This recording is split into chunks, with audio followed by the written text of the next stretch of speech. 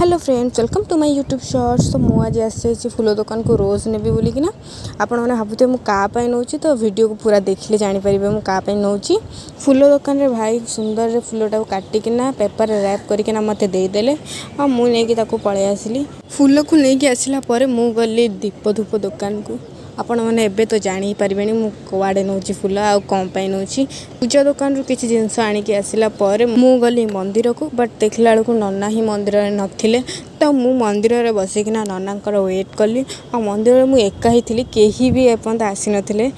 तापर फाइनाली किसी टाइम पर नना पलि आसिले तो नना पूजा स्टार्ट कले।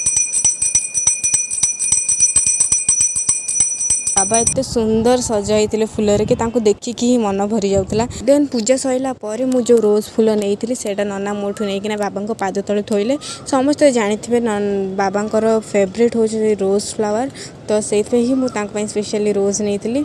मो पूजा सर सर संध्या आरती टाइम हो जाता तो नना संध्या आरती कले आ बाबांकर आरती संध्यार बहुत ही मन को शांति दिए शुणिले। तो मु रही आरती देखिली। आरती देखी सारापर मु रिटर्न हेली हॉस्टल। तो एमती गला मो दिन। Thank you for watching.